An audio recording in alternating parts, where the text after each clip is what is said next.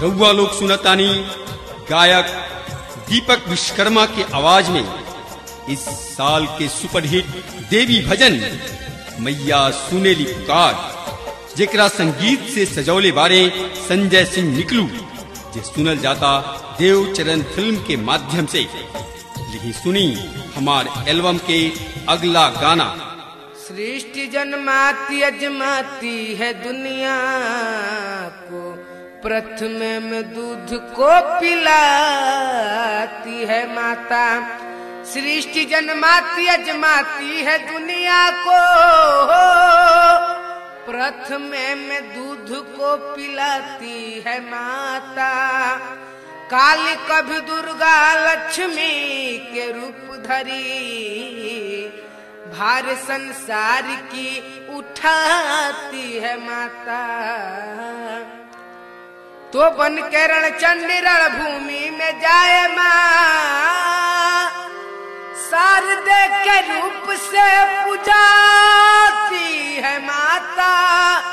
लाख दुख पाती पर जीभ ना हिलाती, भले कौड़ी के मोल बिक जाती है माता। एक बार प्रेम से बोलो सच्चे दरबार की जय। देखी भैया, एगो भक्त दर दर चार दर से ठोकर खा के जब लड़का खुश हो तो अंत में माई के दरबार में जाता, कहता कैसे।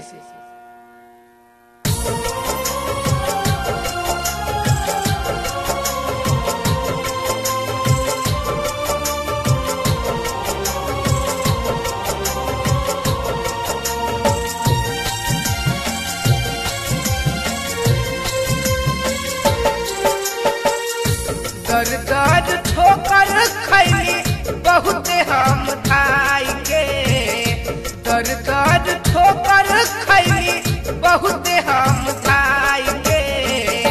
तोहरी दुआरिया असरा लगाई के, तोहरी दुआरिया असरा लगाई के।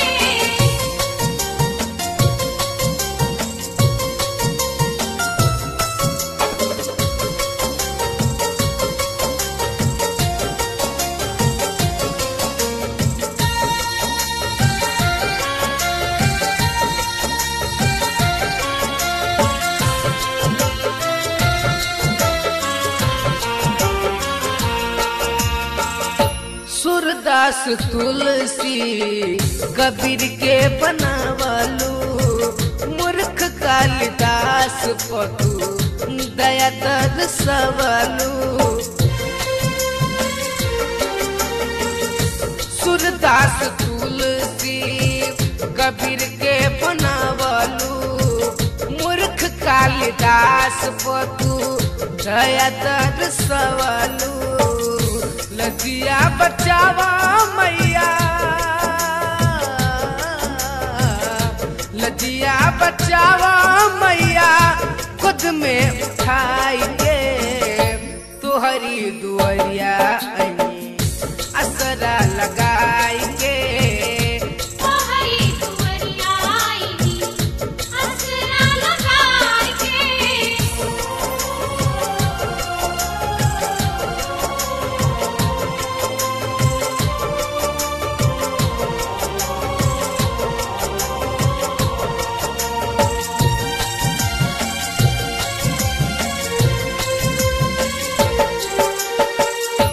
डग डग डोलतिया जिंदगी के नैया, हाथ पतवार धके बन जा खेवैया। डग डग डोलतिया जिंदगी के नैया, हाथ पतवार धके बन जा खेवैया। पंकज अइले मैया, पंकज अइले मैया, असरा लगाई के। तोहरी दुआरिया असरा लगाई के, तोहरी दुआरिया असरा लगाई के।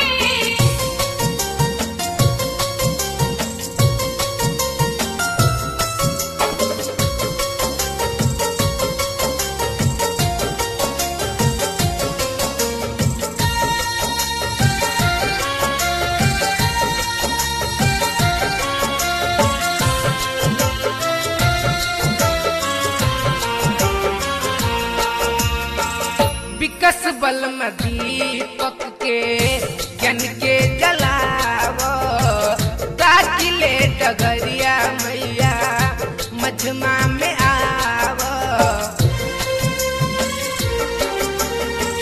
विकस बल में दीपक के ज्ञान के जलावो ताकि ले डगरिया मैया मझमा में आवो मोनी मिथिलेश के मैया